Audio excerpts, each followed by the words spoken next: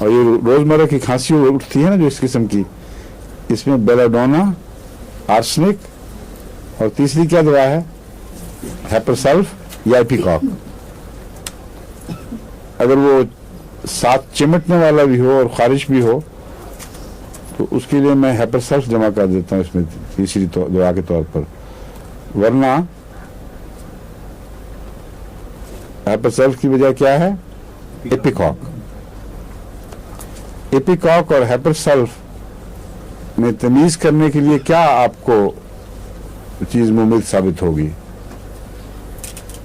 بیلاڈونا اور آرسنک تو بہت ضروری ہے، یہ اکٹھا ہو تو بہت آرام پیدا کر دیتا ہے گلے میں۔ ایپیکاک میں بلغم زیادہ ہوتی ہے، کیا؟ ایپیکاک میں بلغم زیادہ ہوتی ہے اور اس میں سیرم ایپیکاک کی نسبتاً کھلی ہوتی ہے، کٹ کٹ کر کے نکل بھی آرام سے جاتی ہے، ہیپرسلف کی چپکی رہتی ہے۔ اگر کوئی مریض آئے اور وہ خشک سا گلا دکھائی دے اس کو، لیکن وہ کہے کہ مجھے کچھ پھنسا ہوا لگتا ہے، تو اس کو ایپیکاک کی بجائے ہیپرسلف دینی چاہیے۔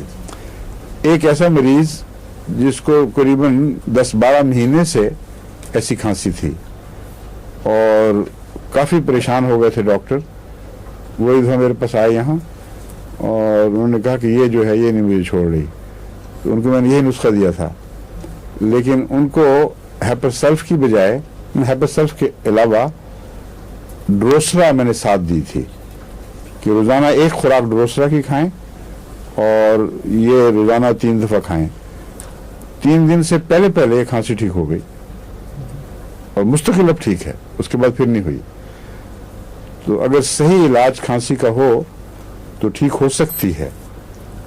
جی ڈروسرا کے بھی یہ سمپٹم ہے، چپکنے والی کھانسی؟ نہیں، ڈروسرا اسپیزم کی دوا ہے، ڈروسرا کالی کھانسی کی چوٹی کی دوا ہے، کیونکہ ڈروسرا تشنج پیدا کرتی ہے۔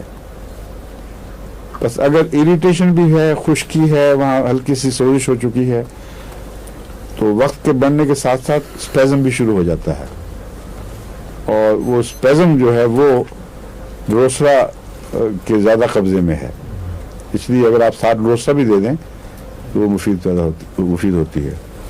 ہیپرسلف بھی اسپیزموڈک دواؤں میں بہت چوٹی کی دوا ہے، اور کلکیریا سلف بھی اسی اسپیزم میں ہیپرسلف کے برابر درجہ رکھتی ہے۔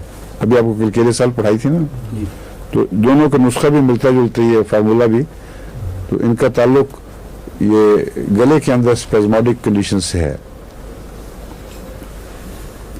اسپیزم کا مطلب ہے تشنج، یوں کر کے ایک دم، جس کو پنجابی میں کہتے ہیں جاپا پڑ گیا، وہ اسپیزم ہے اصل میں۔ یوں